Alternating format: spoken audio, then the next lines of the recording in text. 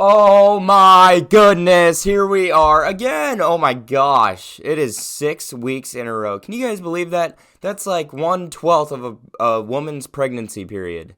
That's insane. Welcome back to the number one sports podcast on the entire planet. I'm your host, Drake Tharp, and man, it's a great time for sports. Let me tell you, college basketball is just about to get rolling.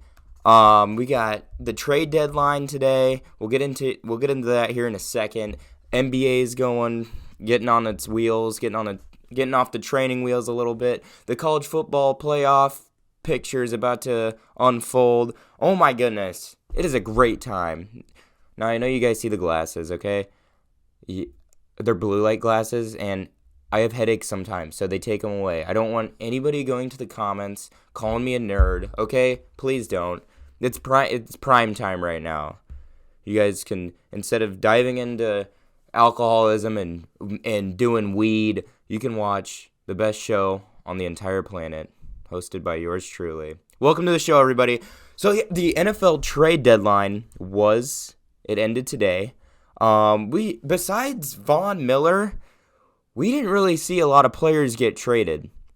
There's a decent amount of players that I thought who were on like elite talent level that I believe should have been traded.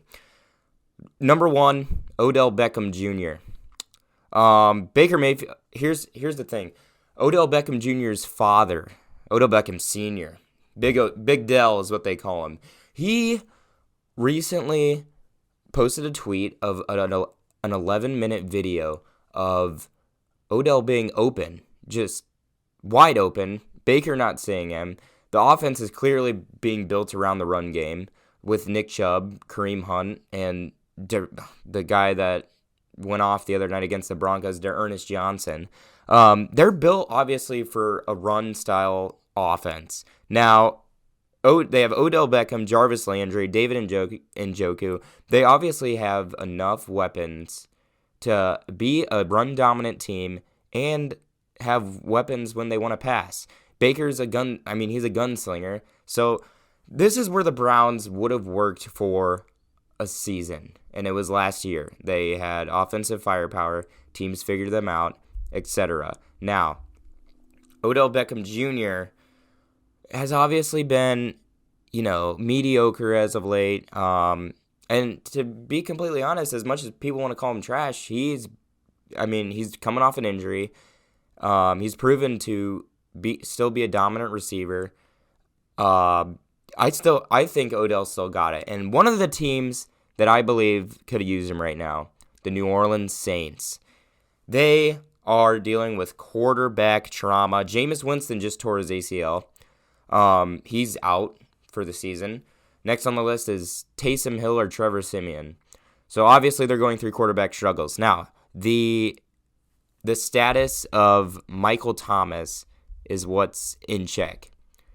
Michael Thomas, obviously the NFL reception record holder for a season, receptions in a season.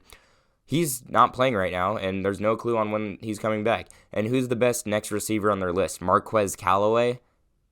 Saints need a receiver right now, and it would be good if they want to make any sort of wild card playoff push, get Odell. But here's the thing. This is all hypotheticals now. It can't happen.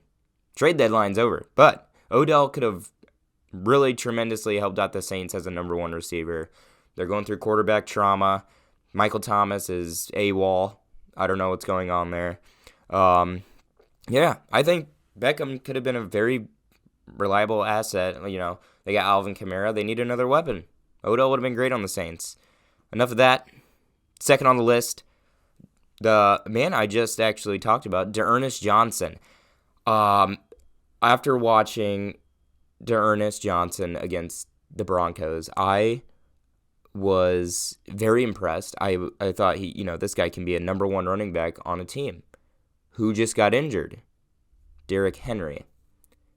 Ernest Johnson should have been traded to the Titans. Now, I don't know how valuable the Browns see him as. I don't know.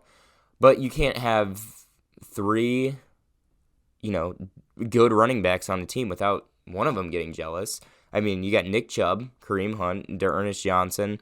Ernest Johnson obviously can handle the load of the run game. Sorry, there's like a fire alarm going off right now. I'm about to go off on whoever's doing this BS. Okay, it stopped. Anywho, sorry about the delay. He carried the ball for 22 times, 136 yards, and a touchdown against the Broncos. Keep in mind, the Broncos, not the best defense, but still, they had Bradley Chubb, Von Miller at the time. D'Ernest Johnson obviously can be a number one running back on a team, and I think the Titans should have really shot for him there. And or the Ravens. The Ravens do not have a running back right now. Latavius Murray, Le'Veon Bell, they don't have another run option really besides their quarterback, Lamar Jackson. D'Ernest Johnson's too good of a talent right now to be sitting on the third string spot on the Browns.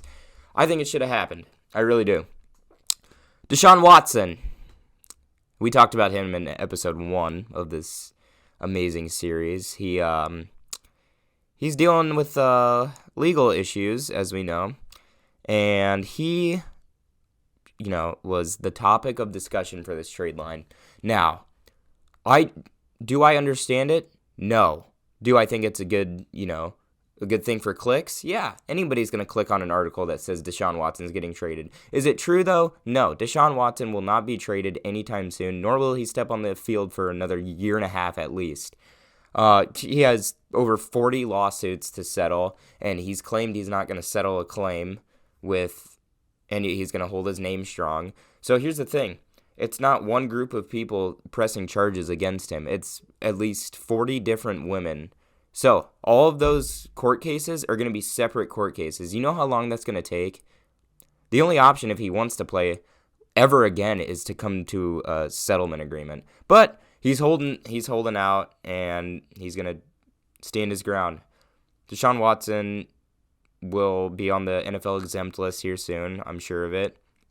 And yeah, more to it. The whole Deshaun Watson trade hype, that was all for your clicks. And I'm sorry to tell you, but it's not happening anytime soon.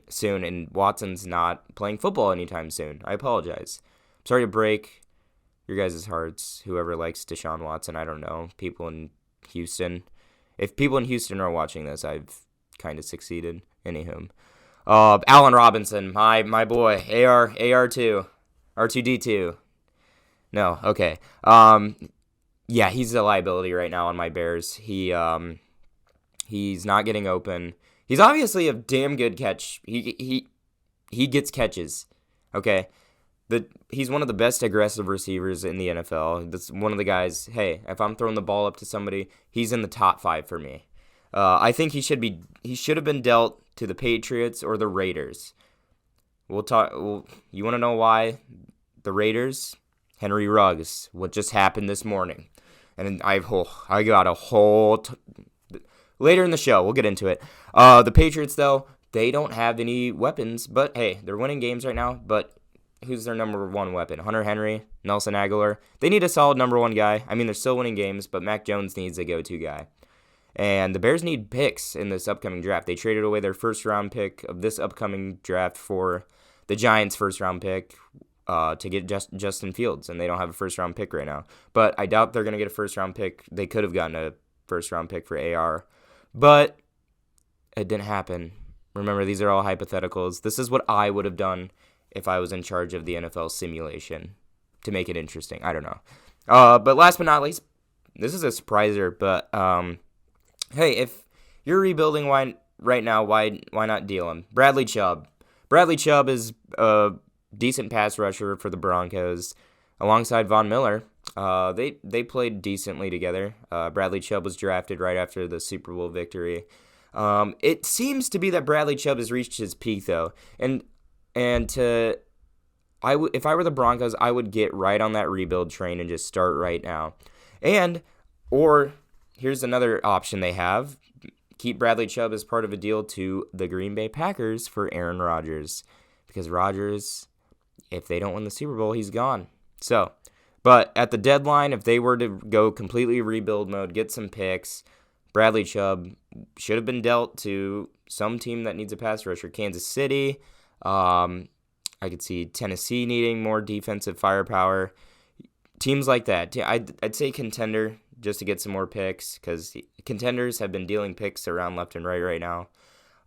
Yeah, I think Bradley Chubb should have been dealt with Von Miller. Not all of them to the Rams, but if they're gonna completely rebuild here, why not just go off? I don't know. That's my opinion. I mean, he could be a centerpiece for that defense, but it seems to be he's reached his peak. We'll see how he does, though, as the lone pass rusher without Von Miller. Next topic I want to get into, the New England Patriots. So after Tom Brady won a Super Bowl with the Buccaneers, analysts and tweeters and people on Facebook around the world were, it wasn't Belichick the whole time, it was actually Brady. And that kind of pissed me off because Bill's a nice guy, okay? Bill Belichick, as much as he seems like the devil, the man cares about his job and his team a lot. Brady's Super Bowl win was not 100% Brady. Let's get that out of the way. Brady had the Mike Evans, Chris Godwin, Antonio Brown, Gronk, Leonard Fournette, 5 stars alongside him for that Super Bowl. When he won his in New England, that was Brady and Belichick, obviously.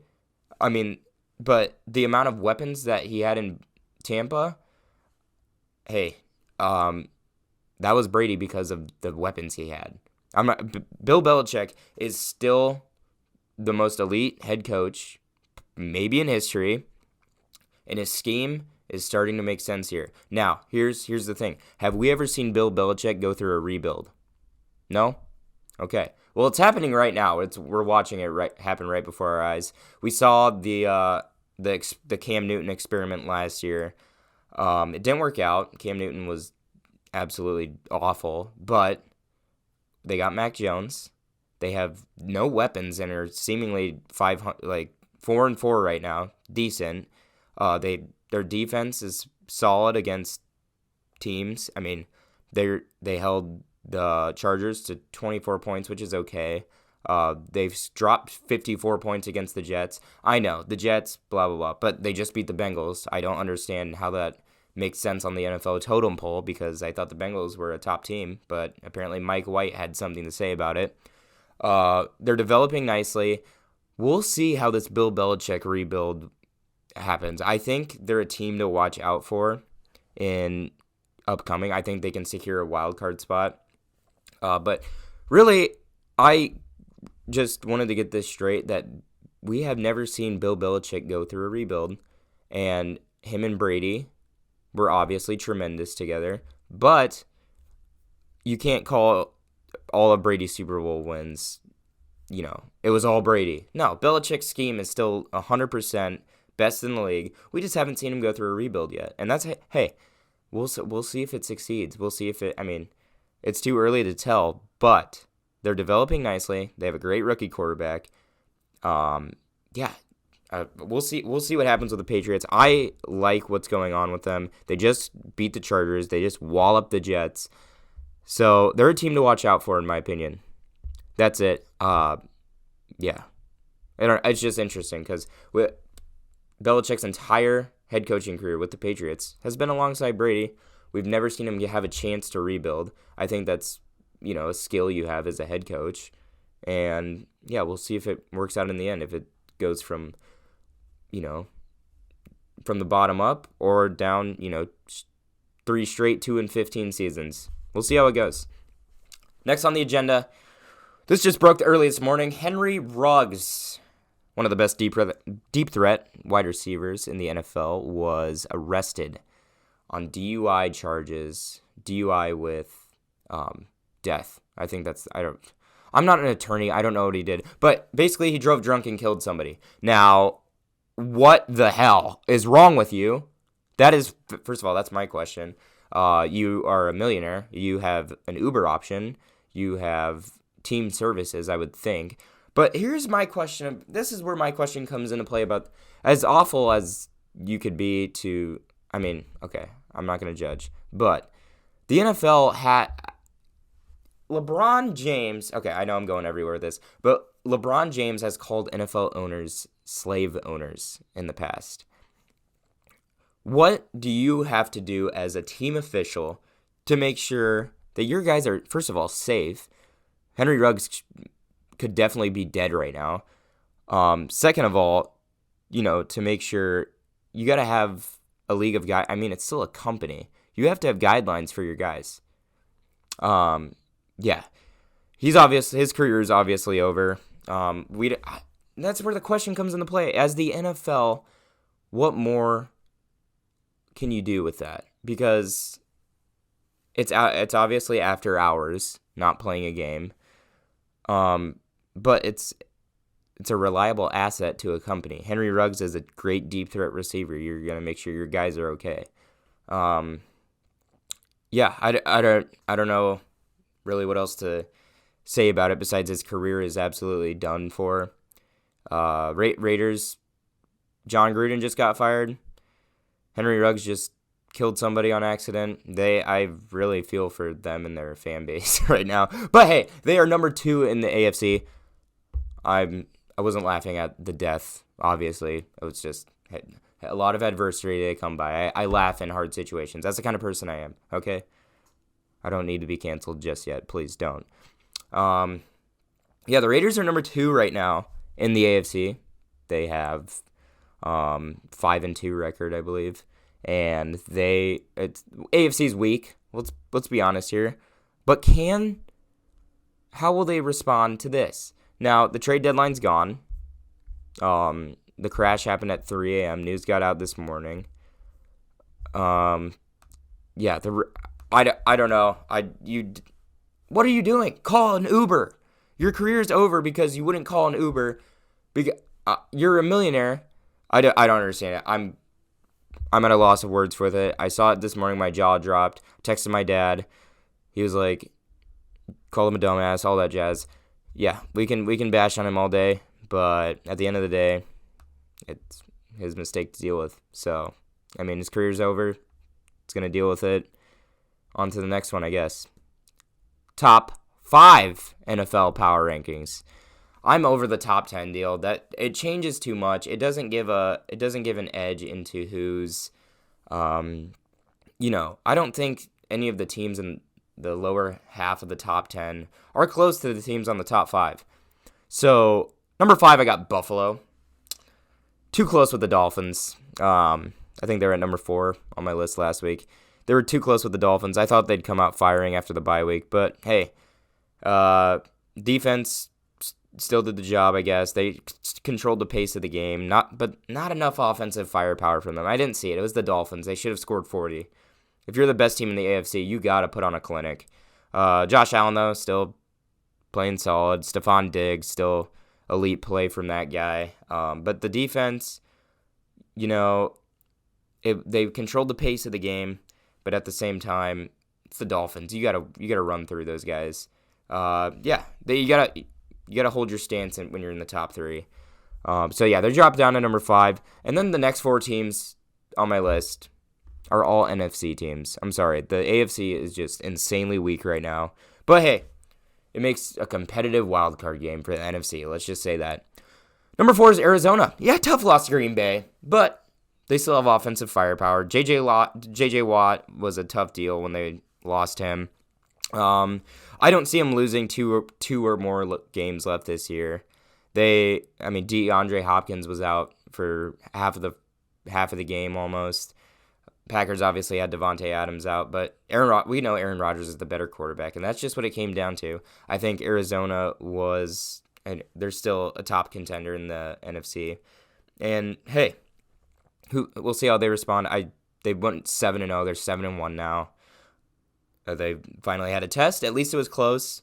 I know I'm giving leadway to them, but they're a one-loss team, and yeah, I still think they have one of the best receiving cores in the NFL. So they're at number 4. Number 3, Green Bay. Aaron Rodgers absolutely goated for pulling that off. Randall Cobb was their best receiver. They still put up a winnable performance on the offensive side. Aaron Jones, great run game. The defense is coming along, especially in the secondary. Cornerback Eric Stokes held Hopkins down he held him to 2 catches, basically.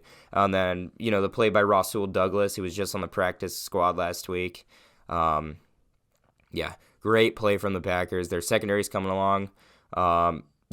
they could run through the NFC, but they got 2 NFC teams ahead of them on my list. Number 2, Dallas Cowboys beat a slightly above mediocre team in the Vikings with Cooper Rush. Huh, that's ridiculous. The defense held Kirk Cousins well. They have before I was saying the Cardinals had the best receiving core in the league. I was wrong about that, okay? I'm not wrong, like, ever, but I was wrong about this. CeeDee Lamb, Cooper, Michael Gallup, those guys could be wide receiver number 1s on most teams, but they got 3 of those guys. And it helped out Cooper Rush a lot. He threw for over 300 yards and 2 touchdowns. They have the most, and then on the other side, they have Ezekiel Elliott, most explosive offense in the league. Dallas, number 2, they're absolutely insane. I love watching their offense. Their scheme is great. Their defense is coming along. They're a damn good team. They're due for a title with the Dak and Zeke experiment. They're, in my opinion, they're due, but not before the number 1 Los Angeles Rams. Not only did they acquire Von Miller this week, or actually yesterday, but they wall up their opponent. Their offense, explosive. Not as explosive as the Cowboys, I'll give them that. But they have the most star-powered defense on paper in the league. Jalen Ramsey, Von Miller, Aaron Donald, and then they have a lot of other role players who are above average. On paper, they should win the Super Bowl. They've gone all out. All they have left in this year's upcoming draft is a 5th-round pick and a 7th-round pick. The staff has obviously gone all out to get Stafford. They've gone all out to get Von Miller. They are ready to win this year. And, hey, it's definitely able to happen. It's possibility. I think it's more than 50% we'll see the Rams on the NFC side in the Super Bowl. But Rams-Cowboys right now, that's my NFC title game prediction. We'll see. I think that's going to be an offensive showcase. I'm going to love it. So the other day, I got off work, and I came home, got in my bathrobe, grabbed a granola bar, put some lotion on my legs. Okay. Anyway, let's get to the point. I was thinking to myself, what NBA stars compare to the NFL stars? Obviously Tom Brady is LeBron, goated, still dominant at his grandfather age. The amount of championships they've been to, legacy, top 5 on every person's list in their sport. I think that's easy. But I got a few more here that I just came up with. Aaron Rodgers is the Kevin Durant of the NFL. Now, hear me out here. Aaron Rodgers, obviously the most talented guy at his position. Has he been surrounded with the best role players his whole career? No. But everybody knows he's the most talented guy on the floor. Kevin Durant, a 7-footer who can shoot, arguably the best scorer of all time. Aaron Rodgers, I've came across people who have said Aaron Rodgers is the best quarterback of all time just because of his talent. Tom Brady, some people say he's the best quarterback.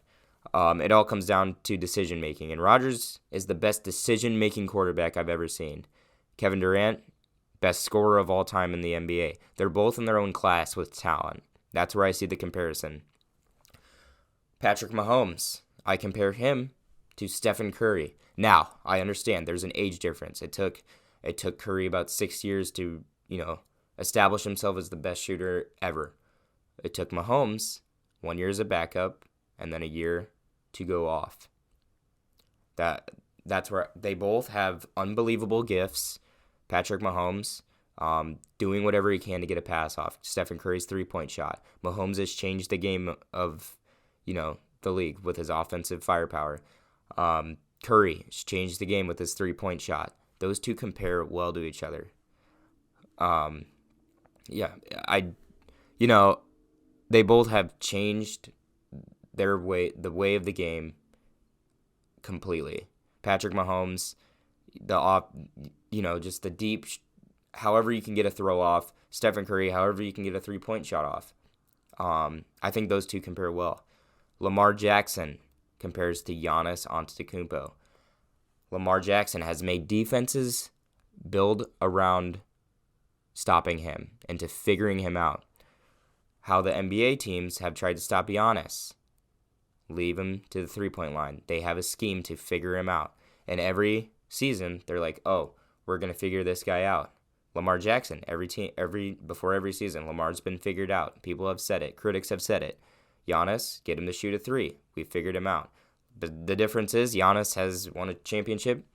Lamar Jackson hasn't yet, but I think he's due for one. But they both have changed how defenses, scheme against them. They every year it's for Giannis and Lamar Jackson. This is the year that he's figured out. No, neither of them have been figured out yet, and I think they compare well to each other. So Lamar Jackson to Giannis Antetokounmpo, Josh Allen to Luka Doncic. Hear me out. Josh Allen trying to get over the young guy. You got the older lads like Rodgers, Tom Brady, Drew Brees before that, running the quarterback race. Josh Allen, not quite there at the elite level. I mean, he's a great quarterback, but hey, nothing to show for it yet, ring-wise. But hey, they're both very young in their career. Luka Doncic doesn't have the right pieces around him just yet. But regular season, he's one top 3 player. Facilitating, doing it all. Triple doubles. Josh Allen running, passing. Needs the pieces around him. They just got Diggs. I'm not going to compare Diggs to Kristaps Porzingis because that's insane. But, they just need the right pieces around them. Yeah, that's my NFL NBA star comparison. It was really fun to think about. Really fun to talk about it out loud, too. I might sound like a crazy person on shrooms, but, yeah, it's just something fun to think about. Who's the LeBron of golf? Tiger Woods. I mean, you can do it with any sport. You can compare it. You can do it with WWE superstars. It's really fun to just, get a grasp on and just think about it. Next on the list, got my highlight of the week, brought to you by my boy, Justin Fields. Fake one-way, Fields stumbling, trying to cut it back. Justin Fields making magic happen. There goes Fields. Touchdown!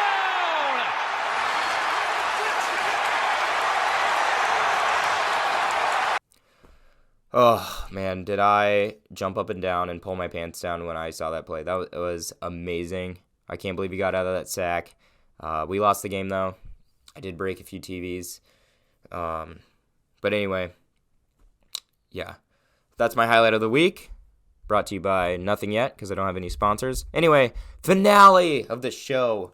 NBA tier team list.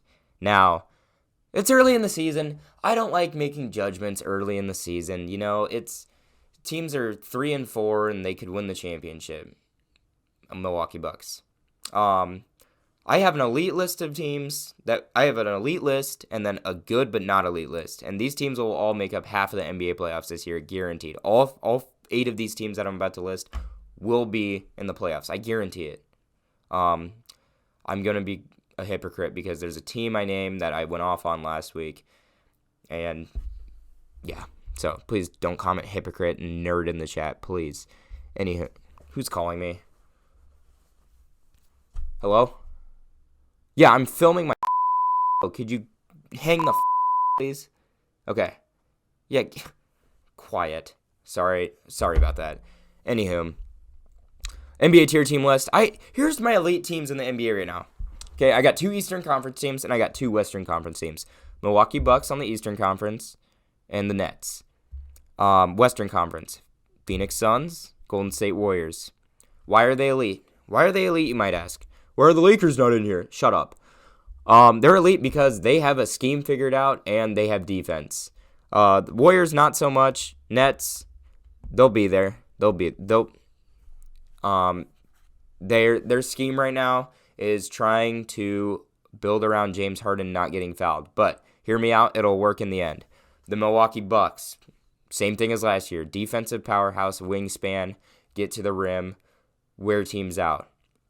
It's going to work again. They'll be in the finals. Phoenix Suns might be in the finals. It's going to be Warriors Suns in the West Finals. But great scheme, wears teams out in transition. Great floor general and Chris Paul. Devin Booker still doing his thing. They have the same exact team from last year. And only team in their way, I believe, are the Warriors and the Lakers. Yeah, along with the Warriors, they're about to get Clay back. They have Andrew Wiggins. They have James Wiseman. They have a lot better role players than when they won a championship without Kevin Durant. But the 2016 Warriors, I didn't see a ton more assets I didn't see more assets actually at all. I think they have more assets, and I think they're going to make the West Finals because of it. The Nets, KD, James Harden. The East is a tough one because I think the hierarchy of teams, like the Bucks and the Nets, are at a level just above, the Heat and the Bulls. Like, teams of those likings are just at another level. We'll see those teams in the conference finals. That's why they're on my elite list, clearly because, they'll be in the finals of their conference. And, yeah, stupid statement. But I don't see teams competing with them. But these 4 teams right now, I see if they develop right through the season, they could make a run at the Western Conference or Eastern Conference. I have the Bulls. Now, I see them as a poor man's Nets team. They have the star power.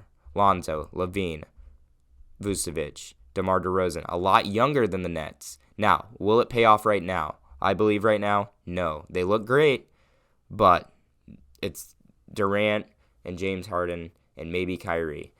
Guys, leagues above the Bulls. But do they have a bunch of good players and a decent bench? Yeah. Do they have defense? Nah, could be better. But they have a top 3 offensive scheme in the East. And I think if they develop right, they can make a run. If they get their scheme right, like the Suns did last year, and make a run, they can do it. Another good team. I'm not gonna say it because I'm gonna get just obliterated in the comments if more than 5 people watch this episode. Anyway, the Lakers. Yes, I know I went off on them last week and I said they're not gonna make the playoffs. I was exaggerating because I just thought it was pathetic how all their egos got jumbled together, and when teams don't play like a team, it makes me upset. And that's what they caught 2 wins. They're 4th in the West right now. Russell Westbrook seems to be finding his way. Here's the thing. I like Westbrook a lot. I think he's a great player, and he's a dog. And, he may love getting stats, but who doesn't want to get stats? That's how you win games. If you win the stat battle, you win a game. A lot of people don't like Westbrook, but I don't think he's the main issue. I think it's a lot of having 3, 4 ball dominant guys on the court at once doesn't always work out. But when you have the stardom as the Lakers do, they'll catch heat and they might make the West Finals. A lot of people are locking them in as the West contenders. I'm not, but I take back my statement of them not being in the playoffs because they will be.